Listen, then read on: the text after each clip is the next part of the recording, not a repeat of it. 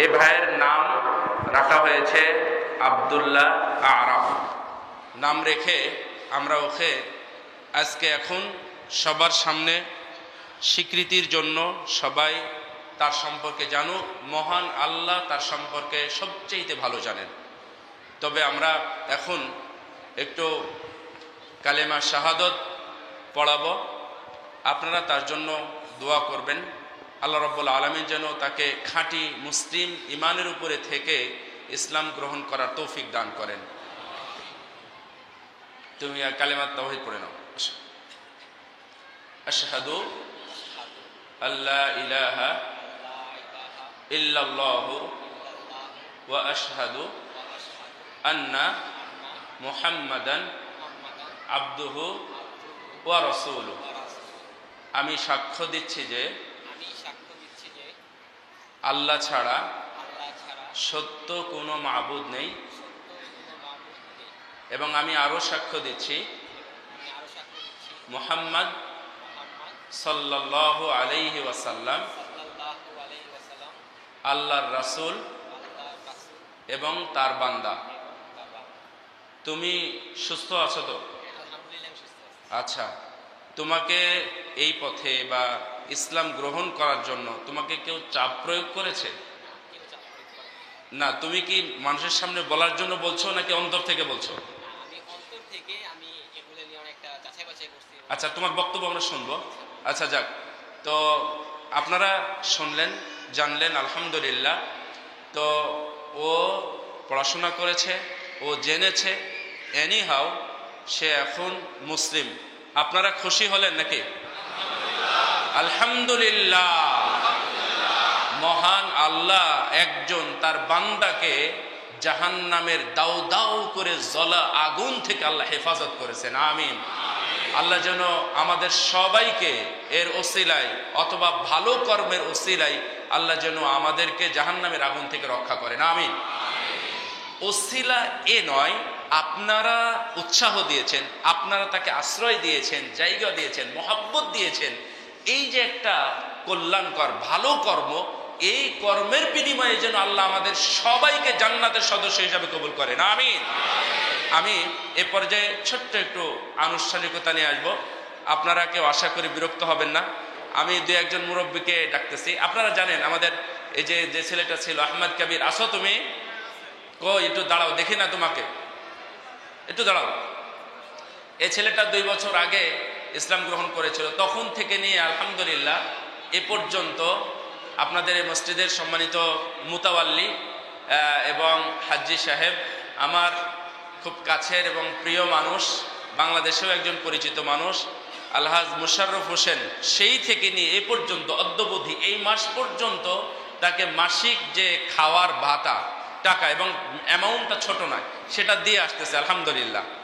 উনি যদিও এটা এভাবে শুনতে রাজি নয়, তো আমরা দোয়া করি আল্লাহ রাব্বুল আলামিন যেন তাকে শেষ পর্যন্ত, সে একটা পর্যায়ে না পৌঁছা পর্যন্ত তাকে যেন দেওয়ার তৌফিক দান করে। আমিন। তো অনুরূপভাবে আপনাদের এই সামাজিক স্বীকৃতি আমরা চাই, ও চাক আর না চাক আমরা চাই, আপনারা সামাজিকভাবে স্বীকৃতি দেবেন। তো আমি মেম্বার সাহেবকে একটু আসার জন্য বলতেছি। একটু মুতাল্লি সাহেব আসেন, ভাই একটু আসেন। আমাদের তাজুল ভাই একটু আসেন, তো একটু আসেন, একটু আসেন, বেশি কিছু না, তুমি এ পাশে আসো। হ্যাঁ, এই যে আসেন ভাই। ইমাম সাহেব তুমি আসো, মাশাআল্লাহ, এখানে দাঁড়াও। আপনারা এই যে ভিউটা দেখতে পাচ্ছেন, এটার উদ্দেশ্য হলো, এর নাম কি মনে আছে আপনাদের? আব্দুল্লাহ আরাফাত। আব্দুল্লাহ আরাফাত, ঠিক আছে। তো আব্দুল্লাহ আরাফের যে মাশাআল্লাহ, তো এখানে আমরা তাকে দেখতে পাচ্ছি, এবং সামাজিকভাবে আপনারা তাকে গ্রহণ করবেন, তাকে বুকে জড়িয়ে নেবেন, এবং তার জন্য সর্বোচ্চ সহযোগিতা। সেজন্য কখনোই বুঝতে না পারে যে সে মা বাবাকে ছেড়ে এসেছে, তার আত্মীয় স্বজনকে ছেড়ে এসেছে, আপনারাই হবেন। বিশেষ করে আমাদের এই যে আলিফ ভাই, আপনি এদিকে আসেন একটু, আপনাকে দেখি। আহলান, আসেন, কোনো সমস্যা নাই। কি আপনি ক্যামেরার সামনে আসতে চান না? তাই এই ভাইয়ের অবদানটা বেশ অনেক মাশাআল্লাহ। আমাদের হাজী সাহেব আলহাজ মুশাররফ হোসেন সাহেব ওর আগে ঘোষণা দিয়েছিলেন যে এখনো উনি ওই ঘোষণার উপরেই আছেন নাকি, আমরা বলতে পারবো তো? উনি বলেছিলেন যে ইনশাআল্লাহ অমুসলিম বা নো মুসলিমদের জন্য আমি কিছু একটা করে যাব।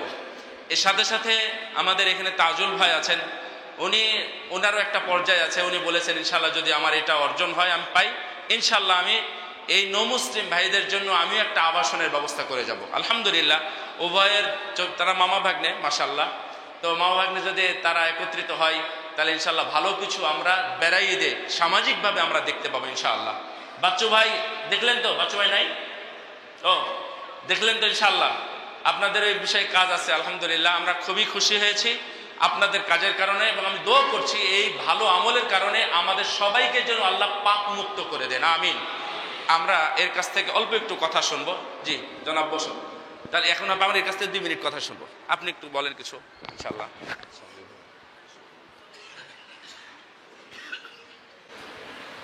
আসসালামু আলাইকুম ওয়া রাহমাতুল্লাহি ওয়া বারাকাতুহু। ওয়া আলাইকুম আসসালাম ওয়া রাহমাতুল্লাহি ওয়া বারাকাতুহু। আলহামদুলিল্লাহ, সমস্ত প্রশংসা একমাত্র আল্লাহ রাব্বুল আলামিনের জন্য। আপনারা অধৈর্য হয়ে গেছেন নাকি? না, অধৈর্য হওয়ার কিছু নাই, অধৈর্য হওয়ার কিছু নাই। আজকে একটু শুনলেন যে একটা মানুষ ওখানে আগুন থেকে নিয়ে এসে মনে করেন জান্নাতে প্রবেশ করাইল। এরকম ভাবে আমরা যাতে জান্নাত পাই এই রাস্তা তৈরি করার জন্য কি করেছি। অনেকেই মনে করেন আপনারা এই যে আমাদের কাছে যে নতুন মুসলিম হয়েছে 2 হাত বাড়িয়ে দিবেন, সবাই অন্তর খুলে, যাতে নাকি ও আজকে মা বাবা আত্মীয় স্বজন বাড়ি ঘর সব ছেড়ে আমাদের কাছে এসেছে। কেন? সে আমাদের কাছে এখন ওয়ারিসদার, সে আমাদের ওয়ারিসদার। যদি কেউ কোনো মুসলিম, তুমি সুস্থ জ্ঞানে এসেছো এবং তুমি পড়াশোনা করেছো, আপনারা আমার জন্য দোয়া করবেন, এই বিষয়টা একটু বেশি করে বলবেন। থাকবেন বলে আমার মনে হয় না। কিঞ্চিত পরিমাণ হলেও চিন্তা করবেন সে আমাদের ওয়ারিসদার। এখন থেকে তার মা বাবা যখন ছেড়ে দিয়েছে, তারা এই করতেছে। আপনারা শুনছেন আমাদের ভাই বলে আসছে যে আহমদ কবির 2 বছর হয়েছে, এখনো পর্যন্ত তার মা বাবা ভাই বোন আত্মীয় স্বজনের কাছে যাওয়া আসা সব কিছু করতেছে। এটার তিক্ততা অনেক কিছু ভোগ করতে হয় আমারও, আমাদের মুরব্বীদেরও, এরা যারা আছে তারা এই করে। কাজেই আমরা কি করব যাতে নাকি এরকমই না হয়। আপনারা সবাই সহযোগিতার হাত বাড়িয়ে দিবেন। আর এরকম দেখবেন উৎসব যদি বড় থাকে তাহলে আস্তে আস্তে যারা আজকে বুঝতেছে না ইসলামটা কি, ইসলামটা যে আল্লাহর মনোনীত ধর্ম, আল্লাহর ধর্মের মধ্যে যেন সবাই দীক্ষিত হয়, সবাই আসতে পারে। আজকে আল্লাহ রাসূলের কথা শুনেছেন যে একটা মুসলমান মেরে ফেলেছে বলে আল্লাহ রাসূল অর্ডার দিয়েছেন যে না, যারা এখানে অমুসলিম রয়েছে তাদেরকে হত্যা করবো, নয় মুসলমান হতে হবে। চিন্তা করেছেন আল্লাহ রাসূলের কি মুসলিমের সম্মান কত বড় দিয়েছে। সবাই এরকম ত্যাগের মধ্যে থাকবেন। আমরা যেহেতু মুসলমান, আমাদের মুসলমানিত্ব ত্যাগ থাকতে হবে। আর যদি আমরা মুসলমান হয়ে আবার মুনাফিকি করি, জানি এখানে রইলাম ওখানে করলাম, এটা যেন না হয়। কাজেই আমরা সবাই সহযোগিতার হাত বাড়িয়ে দেব। এবার এই বলে আমার বক্তব্য শেষ করছি। আসসালামু আলাইকুম। ওয়ালাইকুম আসসালাম ওয়া রাহমাতুল্লাহ। যাক আলহামদুলিল্লাহ, যাক এটা সামাজিকভাবে আমরা আলহামদুলিল্লাহ আমরা সবাই দেখব এবং আপনারা তাকে কাছে রাখবেন ইনশাল্লাহ। আমরা ওর কাছ থেকে সংক্ষেপে 2-1 মিনিট কথা শুনে আমাদের এই অনুষ্ঠান শেষ করে দেবো ইনশাল্লাহ। সালাম দাও।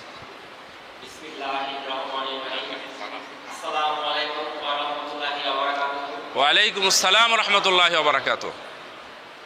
আমার গত নাম ছিল পঞ্চন্ন দাস, বর্তমানে নাম রাখা হয়েছে আব্দুল্লাহ আল আরাফ। মাশাআল্লাহ, সুন্দর। আলহামদুলিল্লাহ, আল্লাহ সুবহানাহু ওয়া তাআলার রহমতে আমি আজকে ইসলাম ধর্ম গ্রহণ করতে পেরেছি। আলহামদুলিল্লাহ, আল্লাহ সুবহানাহু ওয়া তাআলার কাছে লাখো কোটি শুকরিয়া যে তিনি আমাকে হেদায়েত দান করেছেন। আলহামদুলিল্লাহ, হেদায়েত প্রাপ্ত যদি না হতে পারতাম তাহলে আজকে আমি এই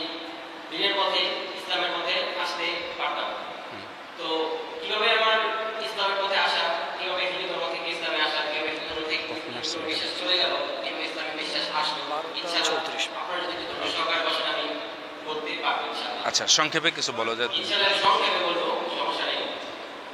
যখন আমি হিন্দু ধর্মের প্রকৃত ধর্মগ্রন্থগুলো পড়া শুরু করলাম, আসলে হিন্দু ধর্মের প্রকৃত ধর্মগ্রন্থগুলো অনেক বিস্তারিত, অতি সংক্ষেপে আমি হিন্দু ধর্মগ্রন্থগুলোকে তুলে ধরার চেষ্টা করবো। হিন্দু ধর্মের প্রকৃত ধর্মগ্রন্থগুলোকে আসলে দুটি স্তরে ভাগ করা হচ্ছে। এর মধ্যে একটা হচ্ছে শ্রুতি আর একটা হচ্ছে স্মৃতি। শ্রুতি এটা আসলে সংস্কৃতি থেকে যার অর্থ, যেটা উপলব্ধি করা হয়েছে, যেটা বুঝে নেওয়া হয়েছে, যেটা প্রকাশ করা হয়েছে। এই শ্রুতিকে মনে করা হয় যে সর্বশক্তিমান স্রষ্টার বাণী। কিছু হাতিয়া উঠানো যায় না এই ফাঁকে নাকি? এই শ্রুতিকে মনে করা হয় যে সর্বশক্তিমান ঈশ্বরের বাণী। তাই এটা হিন্দু ধর্মের সবচেয়ে পবিত্র, সবচেয়ে খাঁটি ধর্মগ্রন্থগুলোর মধ্যে একটা। এই শ্রুতিকে আবার বিভিন্ন ভাগে ভাগ করা হচ্ছে। এডিশনাল দুটি ভাগে ভাগ করা হচ্ছে, একটা হচ্ছে বেদ, একটা হচ্ছে উপনিষদ। বেদকে আবার চার ভাগে ভাগ করা হচ্ছে: ঋগ্বেদ, যজুর্বেদ, সামবেদ, অথর্ববেদ। এরপরে হচ্ছে উপনিষদ। উপনিষদ একটি সংস্কৃত থেকে আয়ুব ভাই নাই, আয়ুব ভাই বা ইয়া ভাই নাই, তুমি কথা বলো। উপনিষদ একটি সংস্কৃত থেকে এসেছে, যার অর্থ উপা, অর্থ কাছে, মূল অর্থ হচ্ছে সদ অর্থ বসবাস। কাছে এসে বুঝে বসে। গুরুরা যেমন ছাত্ররা যখন গুরুর কাছে এসে জ্ঞান অর্জন করতো, সেগুলো এই উপনিষদে আখ্যায়িত হয়েছে পরবর্তীতে। এরপরের স্তরে ধর্মগ্রন্থ হচ্ছে স্মৃতি, যার অর্থ হচ্ছে স্মরণ শক্তি বা মনে রাখা। এটা আসলে লিখেছেন বিভিন্ন পণ্ডিতরা, আটজন মনীষী ঋষিরা, যারা পরবর্তীতে যুগে যুগে ধীরে ধীরে প্রতিদিন এক একটা পণ্ডিত হিন্দু ধর্মের যে উৎপত্তি করেন, সেই পণ্ডিতরা এই স্মৃতি ধর্মগ্রন্থগুলো লিখেছেন। এটারও বিভিন্ন প্রকার ব্যাখ্যা রয়েছে, যার মধ্যে একটা হচ্ছে পুরাণ। মহর্ষি ব্যাসদেব সর্বমোট 18টি খণ্ডে পুরাণ লিখেছেন। এরপর আছে মহাকাব্য বা ইতিহাস। হিন্দু ধর্মের দুইটি মহাকাব্য বা ইতিহাস সবচেয়ে জনপ্রিয়, সেগুলো হচ্ছে রামায়ণ আর একটা হচ্ছে মহাভারত। এই মহাভারতের একটি অংশ হচ্ছে গীতা, যেটা বর্তমান সমাজে, হিন্দু সমাজে বলছে সবচেয়ে জনপ্রিয়। কিন্তু আসলে তারা এটা এখনো জানেই না যে গীতা হচ্ছে নিচু লেভেলের একটি গ্রন্থ বা ধর্মগ্রন্থ বলা যায়। আর উপরের লেভেলের ধর্মগ্রন্থ হচ্ছে উপনিষদ বা বেদ। এই বেদ হচ্ছে হিন্দু ধর্মের প্রধান ধর্মগ্রন্থ। যদি অন্য কোনো ধর্মগ্রন্থগুলোর সাথে বেদের কথা না বলে, তাহলে বেদকে মানা হবে। আর বেদ হচ্ছে প্রধান ধর্মগ্রন্থ। এই ধর্মগ্রন্থগুলো বলে আমি কি পেয়েছি, সংক্ষেপে কয়েকটা রেফারেন্স যুক্ত করার চেষ্টা করব ইনশাআল্লাহ। ছান্দোক্য উপনিষদের 6 নম্বর অধ্যায় 2 নম্বর পরিচ্ছেদে একটা পরিচ্ছেদে বলা হয়েছে স্রষ্টা বা ঈশ্বর একজন, দ্বিতীয় কেউ।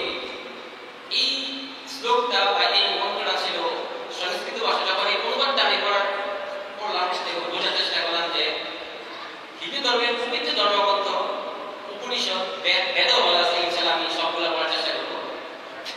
এখানে বলা আছে স্রষ্টা ঈশ্বর হচ্ছে একজন, দ্বিতীয় কেউ। কিন্তু আসলে আমি আগে এখন আসলে যে জ্ঞান আছে কিন্তু অজ্ঞান, যে একই রকম আমাদের পবিত্র ধর্মগ্রন্থগুলোতে বলা আছে যে স্রষ্টা বা ঈশ্বর হচ্ছে একজন, কিন্তু হিন্দুরা কি করতেছে, একের কতজন দেবতা বা কতজন ঈশ্বরকে তারা মানে, তার কোনো ঠিক নেই। কেউ বলে 3 জন, কেউ বলে 33 জন, কেউ বলে 33 কোটি, মানে একের প্রতি এক। এখানে আমি একটা ভুল দিলাম, যে পাশাপাশি আমি আরো অনেক জায়গায় বলে দিয়েছি। এটা আছে শ্বেতাশ্বেত উপনিষদের 6 নম্বর অধ্যায়ে 7 থেকে 9 নম্বর অনুচ্ছেদে। এখানে বলা হয়েছে যে সর্বশক্ত ঈশ্বরের কোনো মা নেই, তার কোনো বাবা নেই, তার কোনো প্রভু নেই, তার থেকে বড় কেউ নেই। এই শ্লোকটা যদি আমরা একটু যাচাই করার চেষ্টা করি, তাহলে আমরা দেখতে পাই যে রিসেন্ট কয়েকদিন আগে 16 তারিখে একটা পূজা গেছে, সেটা হচ্ছে লক্ষ্মী পূজা। এই লক্ষ্মীকে ঈশ্বর মানাতে তাই তার পূজা করা। আচ্ছা, আমরা দেখি যে ধর্মগ্রন্থের সাথে কি লক্ষ্মীর পূজাটা কি যায় বা যায় না? ধর্মগ্রন্থে আমরা পড়েছি যে সর্বশক্ত ঈশ্বরের কোনো মা নেই, তার কোনো বাবা নেই, তার কোনো প্রভু নেই, তার থেকে বড় কেউ নেই। কিন্তু লক্ষ্মীর মা আছে, লক্ষ্মীর মা হচ্ছে দুর্গা, লক্ষ্মীর বাবা হচ্ছে শিব। তাহলে ধর্মগ্রন্থের সাথে মিল নেই। এর পাশাপাশি সেটা হচ্ছে উপনিষদ 4 নম্বর অধ্যায়ে 19 নম্বর অনুচ্ছেদে বলা হয়েছে যে সর্বশক্ত ঈশ্বরের কোনো প্রতিমূর্তি নেই। কিন্তু আমরা যদি দেখি যে হিন্দুরা এক একটা মূর্তি তৈরি করে আবার পূজা করে, তারপর আবার কিছুদিন পর তাকে বিলুপ্তি করে, অর্থাৎ ফালিয়ে দেওয়া হয়। কথা যে সংক্ষেপ করতে যাই এরকম। তাহলে কি দেখলাম যে এখানে বলা আছে মূর্তি পূজা নিষেধ, কিন্তু মূর্তি পূজা করতেছে। এটা কোথায় বলা আছে? এটা পবিত্র ধর্মগ্রন্থগুলোতে বলা আছে। এটা আমার কথা না, এটা কারো থেকে শোনার কথা না, এটা পবিত্র ধর্মগ্রন্থে বলা আছে। তাছাড়া শ্বেতাশ্বেত উপনিষদের 4 নম্বর অধ্যায়ে 20 নম্বর অনুচ্ছেদে বলা হয়েছে যে সর্বশক্তিমান ঈশ্বর হচ্ছে নিরাকার ও পবিত্র, অর্থাৎ তাকে কেউ দেখতে পায় না, তিনি তার মুখাপেক্ষী নন। শ্রীমদ্ ভগবত গীতা 7 নম্বর অধ্যায়ে 20 নম্বর অনুচ্ছেদে বলা হয়েছে যে সেই সব লোক যাদের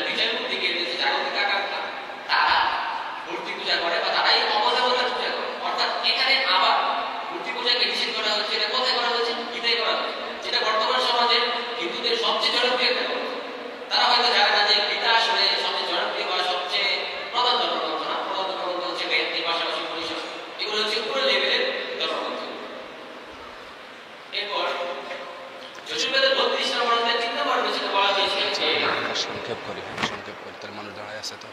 হ্যাঁ বলো। যুগের 32 নম্বরতে 3 নম্বর রচনা বলা হয়েছে সর্বশক্তিমান ঈশ্বরের কোনো প্রতিমূর্তি নেই, তার কোনো রূপক নেই, তার কোনো ফটক নেই, তার কোনো ভাস্কর নেই, তার কোনো আকার নেই, তার কোনো আকৃতি নেই। কিন্তু আমরা হিন্দুরা ভুলের পথে আছে। ঋগ্বেদের 1 নম্বর গ্রন্থের 164 নম্বর অনুচ্ছেদের 46 নম্বর পরিচ্ছেদে বলা হয়েছে যে সত্য একটাই, ঈশ্বর কেবলমাত্র একজনই, কিন্তু জ্ঞানী বা পণ্ডিতরা তাকে ডেকে থাকে অনেক নাম। শুধুমাত্র ঋগ্বেদের 1 নম্বর গ্রন্থেই ঈশ্বরের 33টি নামের কথা বলা হয়েছে। আর এই একই কথা ক্লাস 9 এর বইতে আমি পেয়েছিলাম যে এই 33টা দেবতা নাকি, এই 33টা দেবতার মধ্যে 11 জন থাকে নাকি স্বর্গে, যেটা হিন্দুদের বিশ্বাস, আর 11 জন থাকে নাকি পৃথিবীতে, আর 11 জন থাকে নাকি অন্তরিক্ষ। এরকম কিছু এই যাবতীয় কথাগুলো এর পাশাপাশি হিন্দুদের পক্ষে ধর্ম করতে করতে নবী রাসূলের যে কথা বলা হচ্ছে সাল্লাল্লাহু আলাইহি ওয়াসাল্লামের কথা, এর অনেক জায়গায় বলা আছে। এর পাশাপাশি কিভাবে আমার ইসলাম ধর্মের প্রতি বিশ্বাস আরো মজবুত হলো, পুরোপুরি আকারে আমি বিশ্বাস করি না। একমাত্র ইসলাম আল্লাহর পক্ষ থেকে মনোনীত ধর্ম। এটা হচ্ছে সূরা ইখলাস 1 থেকে 4 নম্বর আয়াতে যখন আমি বুঝতে পারলাম যে কুল হু আল্লাহু আহাদ, বলে তিনি আল্লাহ এক অদ্বিতীয়, আল্লাহুস সামাদ, তিনি কার প্রকার ব্যক্তি নন, লাম ইয়ালিদ ওয়া লাম ইউলাদ, তিনি কাউকে জন্ম দেন, তিনি নিজে জন্ম দেন নাই, ওয়া লাম ইয়াকুল লাহু কুফুয়ান আহাদ, তার সমতুল্য কেউ নেই। যখন এই সূরাটা আমি আমার ভিতরে ভালো মতো আমি বুঝতে পারলাম, এর পাশাপাশি জাকির নায়কের ভিডিও, এর পাশাপাশি আর অনেকের যখন ভিডিও দেখলাম, খুব সুন্দরভাবে বুঝতে পারলাম যে সত্যতেই যে একজন মানুষ কিভাবে ঈশ্বর, হিন্দু ধর্মে কিন্তু একজন মানুষ ঈশ্বর হয়ে যায়, গাছ ঈশ্বর হয়ে যায়, মাটি ঈশ্বর হয়ে যায়, চন্দ্র সূর্য পাথর সবই। প্রাকৃতিক বিভিন্ন বস্তু ঈশ্বর হয়ে যায়। আসলে কিভাবে সম্ভব? তাছাড়া প্রতিনিয়ত হিন্দু ধর্মে কয়েকদিন পর পর নাকি এক একটা ঈশ্বর তৈরি হয়। এটা কিভাবে সম্ভব? একটা মানুষ জন্মাইছে, মরতেছে, তিনি কিভাবে ঈশ্বর? আমি যদি আল্লাহ মাফ করুক, একটা এক্সাম্পল, যদি কোনো ব্যক্তি ঈশ্বর, মানুষ তিনি নাকি ঈশ্বর, ঠিক আছে, তিনি জন্মগ্রহণ করছে, ঈশ্বর জন্মগ্রহণ করছে পৃথিবী। এখন ওই ব্যক্তি যদি ঈশ্বর হয়, ওই ব্যক্তি যদি সর্বশক্তিমান হয়, আমি পৃথিবীতে ঈশ্বর হিসেবে আসছি, তাহলে কি আমি কেন যাবো পৃথিবীতে? আমি কেন মারা যাবো? কিন্তু পৃথিবীতে এমন বহু ঈশ্বর হিন্দু ধর্মশাস্ত্রের মধ্যে এসেছে, তারা নাকি ঈশ্বর, তারা জন্মগ্রহণ করেছে, তারা মারা গেছে। এই সব বিষয়গুলো যখন আমি আমার এই স্বল্প জ্ঞানে বুঝতে পারলাম। তো তুমি পড়াশোনা কি করছো এটা বলো। আলহামদুলিল্লাহ, আমি সরকারি প্রাথমিক কলেজের 2য় বর্ষে মার্কেটিং ডিপার্টমেন্টে পড়াশোনা করছি। আলহামদুলিল্লাহ, আমার এই স্বল্প জ্ঞানে আমি এই যাবতীয় ধর্মতত্ত্বগুলো যাচাই বাছাই করে যেগুলো রেফারেন্স যুক্তি সহকারে বলেছি, এর পাশাপাশি বেদ, উপনিষদ, গীতা, পুরাণ, অধিকাংশ জায়গায় কত জায়গায় যে বলা আছে ঈশ্বর কেবলমাত্র একজন, কেবল তারই উপাসনা করে, কিন্তু মানুষরা এক কথায় হিন্দুরা পুরো ভুলের পথে রয়েছে। আলহামদুলিল্লাহ, আমি ভুল থেকে দিনের পথে আসতে পেরেছি, সত্যের পথে আসতে পেরেছি। আলহামদুলিল্লাহ। দোয়া করবেন আমার জন্য। আসসালামু আলাইকুম। বলো, আমার জন্য দোয়া করবেন। আপনারা আমার জন্য সকলে দোয়া করবেন। আল্লাহর রহমতে আমার মধ্যে যে ঈমান, আল্লাহ এবং নবী রাসূলের প্রতি যে বিশ্বাস এসেছে, আমি যাতে এই ঈমানটুকু নিয়ে জীবনের সর্বশেষ বিশ্বাসটা ত্যাগ করতে পারি। আপনারা সকলে আমার জন্য দোয়া করবেন। ইনশাআল্লাহ, ইনশাআল্লাহ, অবশ্যই। আসসালামু আলাইকুম ওয়া রাহমাতুল্লাহি ওয়া বারাকাতুহু। ওয়ালাইকুম আসসালাম ওয়া রাহমাতুল্লাহি ওয়া বারাকাতুহু। আলহামদুলিল্লাহ, আপনাদের কাছে ছোট্ট একটু আবেদন, আপনারা এই পারপাসে আমাদের আব্দুল্লাহ আল আরাফ এর জন্য যদি আপনাদের কিছু মায়া হয়, দেওয়া হয়, তাহলে তার জন্য অর্থনৈতিক কিছু সহযোগিতা আপনারা এদের তাজুল ভাই আছেন বা এখানে ইমাম সাহেব আছেন, তাদের হাতে দিয়ে যাবেন।